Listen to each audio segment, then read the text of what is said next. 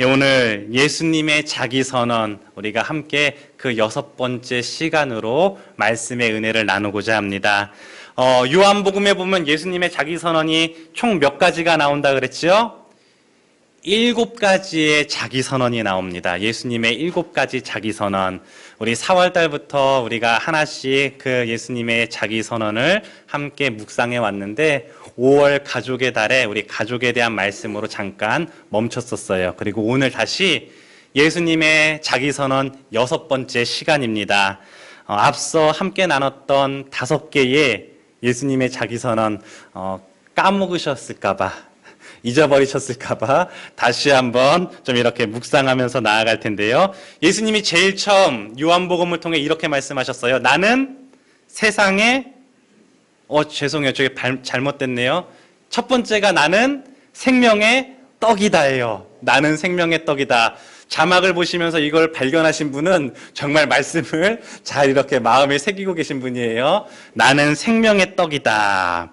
양식이다라는 거지요. 그래서 이 생명의 떡 대신 예수 그리스도는 우리의 삶에 반드시 필요합니다. 그리고 이 양식은 모든 사람, 누구에게나 다 필요한 것이며 우리가 생명이 있는 한 이 양식 먹어야지요. 영원한 필요입니다. 라고 예수님이 우리의 그런 필요가 되십니다. 라고 함께 나눴습니다. 두 번째, 예수님, 나는 세상의 빛이다. 이 빛은 항상 함께합니다. 항상 우리와 함께하는 빛이십니다. 그리고 우리의 삶을 인도해주는 빛이지요. 또한 이 빛은 천국 영생의 소망의 빛이 되십니다. 빛을 바라볼 때 소망을 볼 수 있어요. 예수님께서 그렇게 우리의 빛이 되십니다. 또 세 번째로 우리 부활주의를 맞이하여서 나는 부활이요 생명이다. 예수님의 자기 선언을 함께 묵상했습니다. 예수님께서 생명의 주인이 되신다. 그리고 부활과 영생의 실제시다. 죽으시고 부활하신 실제 예수님, 또 부활과 생명을 믿는 자에게 소망의 약속을 주셨지요. 그것이 바로 나는 부활이요 생명이다라는 예수님의 자기 선언이었습니다. 네 번째, 예수님께서 이렇게 말씀하셨어요. 나는 양의 문이다. 문. 그 문은 구원의 유일한 문입니다. 그리고 그 문은 누구에게나 다 열려있는 문이에요. 그 문을 통해서 들어가는 자는 생명의 풍성함을 얻게 된다라고 말씀하셨어요. 우리 모두 그래서 그 문을 향해 나아가고 그 문에 들어가서 풍성한 삶을 누립니다라고 함께 나눴지요. 그리고 5번째 예수님의 자기 선언, 나는 선한 목자다. 예수님께서 우리의 선한 목자가 되셔서 우리를 인도해 주십니다. 어떻게 인도해 주시냐? 음성으로. 양들의 이름을 불러가며 음성으로 말씀으로 인도해 주시지요. 그리고 목자는 양에 대해서 누구보다 잘 알아요.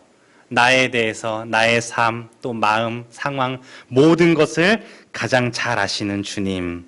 무엇보다 선한 목자는 양을 위해서 기꺼이 목숨을 버린다.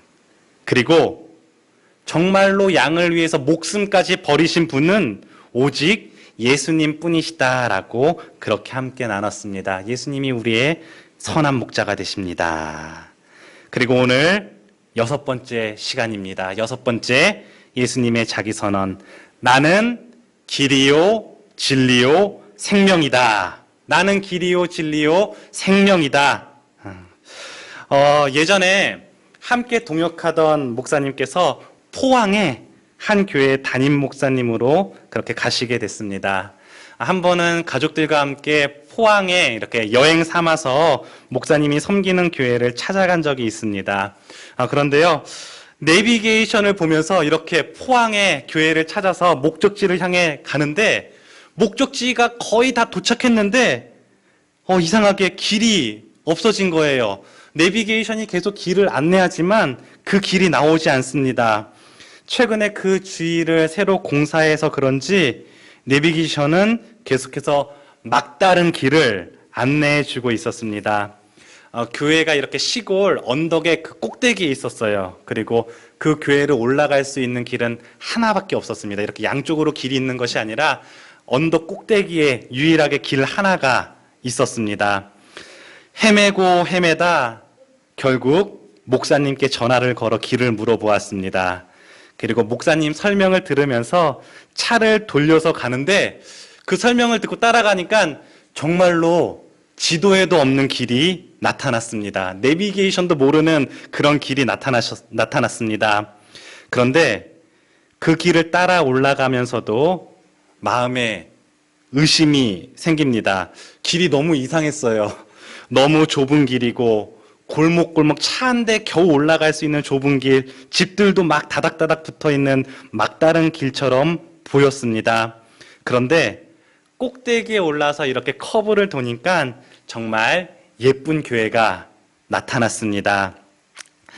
그곳에 사는 사람이, 그곳의 주인이 여기가 맞는 길이라고 그렇게 안내해 주는데도 불구하고 주위 환경을 바라보며 스스로 판단해서 의심하고 다른 길로 가려고 한 그런 저의 모습을 보며 참으로 겸연쩍었습니다.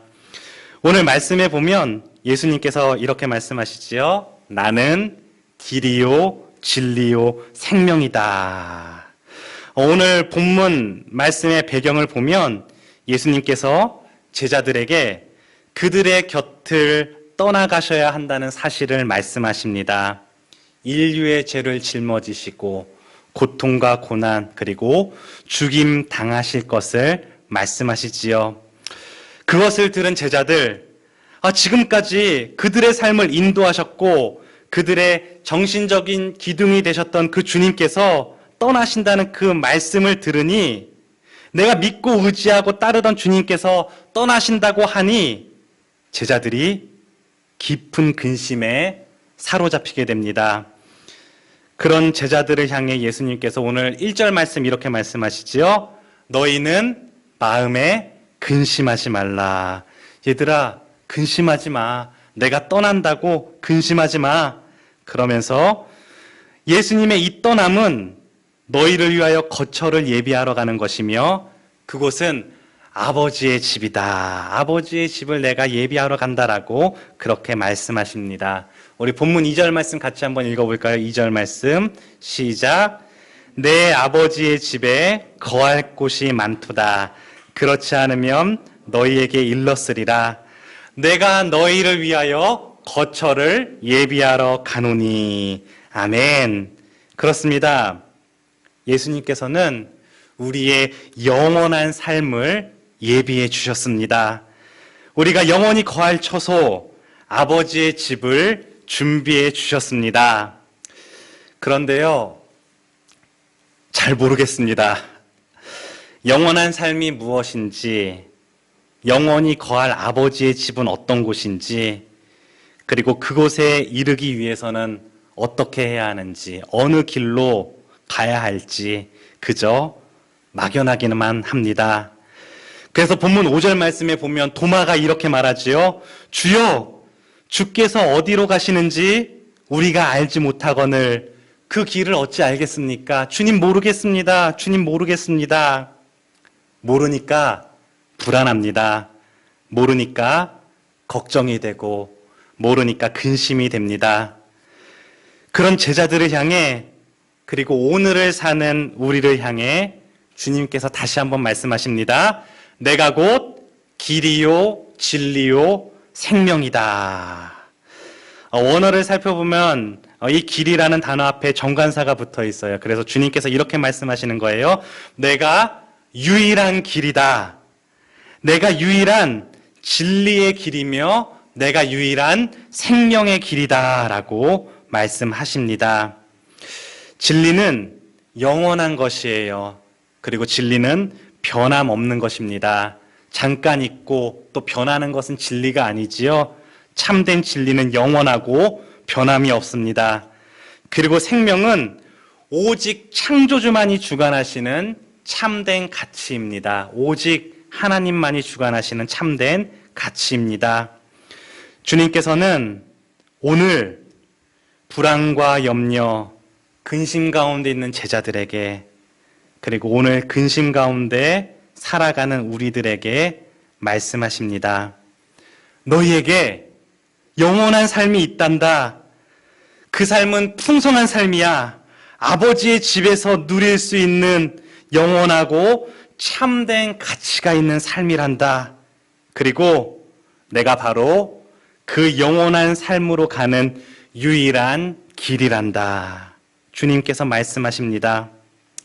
그렇다면 이 길 대신 예수 그리스도, 이 길 대신 예수 그리스도는 우리의 삶에 어떤 의미가 있을까요? 첫째로 이 길은 실제를 뜻합니다. 실제예요, 실제. 당시 제자들 영원한 삶에 대해 그리고 아버지 집에 대해서 잘 이해할 수가 없었습니다. 왜냐? 본 적도 없고 경험한 적도 없기에 그저 말로만 듣고 상상만 해봤을지 모르겠습니다. 그런 제자들을 향해 지금 주님께서 말씀하시는 거예요. 얘들아, 나를 봐. 나를 봐. 내가 길이야. 나를 보면 알 수 있잖아. 너희는 나와 함께 있었잖아. 그렇게 나와 함께하는 삶이 영원한 삶이고 나와 함께하는 곳이 바로 아버지 집이야. 영원한 삶, 그 아버지 집은 그저 환타지가 아니라 날 봐. 내가 있잖아. 내가 여기 있잖아. 나를 알면 하나님을 아는 것이고 나를 보았으면 하나님을 본 것이야. 내가 바로 그 길, 실제란다. 주님께서 이렇게 말씀하십니다. 주님께서 영원한 삶의 실제이시며 우리의 영원한 거처가 되신다고 말씀하십니다. 누가복음 17장 말씀에 보면 바리새인들이 예수님에게 이런 질문을 해요. 하나님 나라가 어디 있습니까? 하나님 나라가 어느 때 임합니까? 이렇게 예수님께 질문합니다. 그때 예수님께서 누가복음 17장 20절, 21절을 통해 이렇게 대답하세요. 하나님의 나라는 볼 수 있게 임하는 것이 아니요 또 여기 있다 저기 있다도 못하리니 하나님의 나라는 너희 안에 있느니라. 아멘. 하나님 나라가 어디 있다고요? 너희 안에 있느니라. 지금 예수님께서는 바리새인들과 제자들에게 둘러싸여서 질문을 받고 있습니다. 이렇게 빙글 동그랗게 둘러싸여가지고 하나님 나라가 어디 있습니까? 하나님 나라가 어느 때 임합니까? 라고 질문을 받고 있습니다. 그리고 주님께서 대답하시지요. 하나님 나라는 너희 안에 있다. 너희 안에 있다. 원어를 살펴보면 이 너희 속에 있다, 너희 안에 있다라는 게 이 안에 너희 마음에 있다라는 뜻이 아니에요. 하나님의 나라가 우리 마음에 있는 것이 아니라 너희가 둘러싸고 있는 그 안에 하나님 나라가 있다라는 뜻으로 해석이 됩니다. 지금 그들이 누구를 둘러싸고 있지요? 예수님을 둘러싸고 있어요. 예수님을 둘러싸고 있습니다. 너희가 둘러싸고 있는 그 안에, 너희 안에 하나님 나라가 있다. 너희 안에 있는 내가 바로 하나님 나라다. 내가 바로 하나님 나라야 라고 예수님께서 말씀하시는 것입니다. 그렇습니다. 예수님께서 진리와 생명의 길이 되십니다. 예수님께서 곧 하나님이시며 하나님 나라의 실제가 되는 줄 믿습니다. 그러므로 그 예수님과 동행하는 그 모든 삶의 자리가 주님의 나라가 되는 줄 믿습니다. 또한 둘째로 이 길은 방향을 뜻합니다. 방향. 진리의 길, 생명의 길 되시는 예수 그리스도께서 우리 인생의 기준이요 방향이 되시는 줄 믿습니다. 말씀 서두의 예화를 통해 그 처음 가는 길을 찾아갈 때 알 수도 없는 길, 지도에도 없던 길이었지만 그러나 진짜 실제로 있는 길이었습니다. 목적지에 도착하기 위해 안내를 받으며 그 길을 통해서 기준을 잡고 가지요. 그 길로 오다가 왼쪽으로 돌고 오른쪽으로 돌고 방향을 정해서 나아갑니다. 그리고 무엇보다 중요한 것이 있지요. 중간에 다른 길로 가면 안 된다는 것입니다. 다른 길로 돌아서면 안 됩니다. 그런데요, 안내해 준 길로 가다 보며 주위를 둘러보니 왠지 잘못 온 것 같습니다. 아니, 옆으로 가면 더 빠른 길이 있을 것만 같습니다. 분명 그곳의 주인이 바른 길을 안내해 주셔서 따라가고 있음에도 불구하고 따라가면서도 의심합니다. 옆의 길이 더 좋아 보이고 옆의 길이 더 빨라 보입니다. 그리고 스스로 판단하여 다른 길로 들어섭니다. 어떻게 되지요? 다른 길로 가니 막혀 있습니다. 다른 길로 가니 같은 곳만 계속 빙빙 돕니다. 다른 길로 가니 계속 헤매기만 합니다. 그리고 다시 근심하지요. 어디서부터 잘못된 것일까? 어디로 가야 할까? 오늘 주님께서 그렇게 다시금 갈 길을 잃고 근심 가운데 있는 우리들에게 말씀하시지요. 내가 곧 길이다. 내가 삶의 기준이고 내가 삶의 방향이야. 나를 보고 따라오너라. 주님 말씀하십니다. 그렇습니다. 우리가 바라봐야 할 분은 오직 예수 그리스도 뿐이십니다.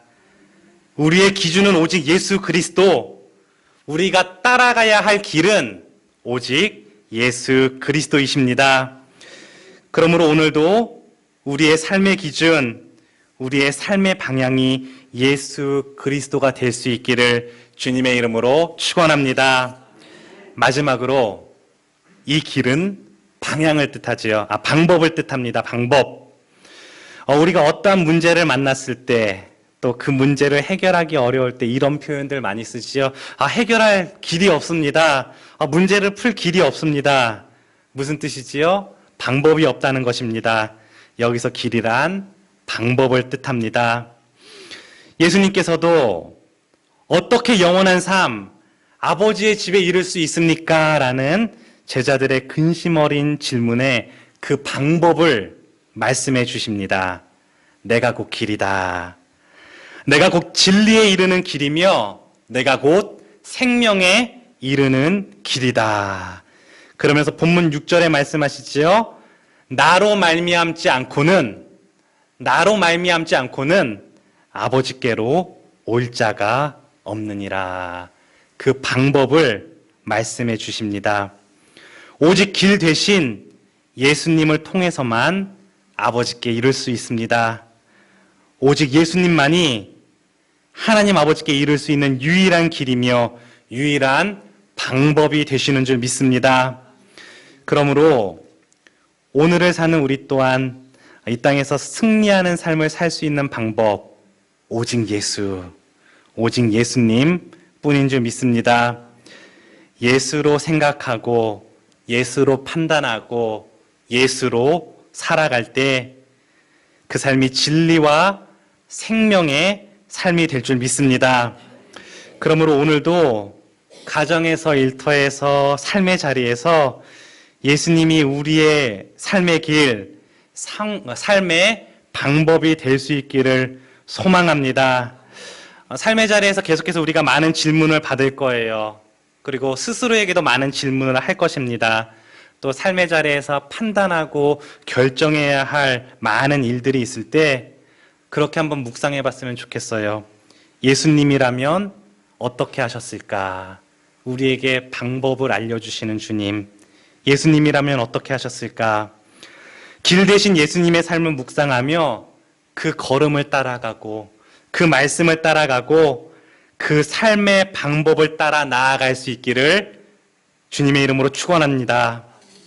사랑하는 성도 여러분, 아직도 삶의 자리에 근심이 있습니까? 근심된 일들이 많이 있습니까? 알 수도 없고 볼 수도 없는 내일의 일들로 인해 때때로 삶의 방향을 잃고 어찌할 바를 몰라 근심할 때가 있습니까? 그런데요, 근심을 이길 수 있는 길은 하나밖에 없습니다. 오직 한 길, 예수 그리스도. 그 주님을 믿음으로 우리는 근심에서 해방될 수 있습니다. 본문 1절에 이렇게 말씀하지요. 너희는 마음에 근심하지 말라. 하나님을 믿으니 또 나를 믿으라. 모든 근심의 근본적인 해결은 믿음뿐입니다. 길이요 진리요 생명 되신 예수 그리스도를 그 믿는 믿음이 우리를 근심으로부터 자유하게 하는 줄 믿습니다. 그러므로 영원한 삶의 실제요, 또 우리가 바라보고 따라야 할 기준, 방향이며 우리로 하여금 하나님 나라에 거하게 하는 유일한 방법이신 예수 그리스도, 그 주님만을 믿고 의지함으로 오늘도 근심으로부터 진리와 생명으로 승리하는 저와 여러분이 될 수 있기를 주님의 이름으로 축원합니다. 아멘. 함께 기도하겠습니다. 우리의 삶을 한번 돌아봤으면 좋겠습니다. 혹시 아직도 근심하고 있는 삶의 자리가 있습니까? 우리가 가야 할 길을, 그 방향을 주님께서 말씀해 주시고 또 방법도 안내해 주시고 계심에도 불구하고 다른 길을 찾아 헤매고 있지는 않는지요? 우리 함께 기도할 때에 주님, 다시금 오늘의 말씀을 붙들고 예수님을 내 삶의 기준으로 삼겠습니다. 예수님의 삶을 닮아가며 따라가며 예수님의 그 삶의 방법을 배우겠습니다. 무엇보다 구원의 실제이신 예수님, 그 하나님 되시는 예수님만을 믿음으로 모든 근심에서 자유함 얻기를 원합니다. 우리 주님 앞에 우리의 연약함을 내려놓고 다시금 길이요 진리요 생명 되시는 그 주님만을 바라보며 나아가기로 결단하며 함께 기도할 수 있기를 원합니다. 기도하시겠습니다.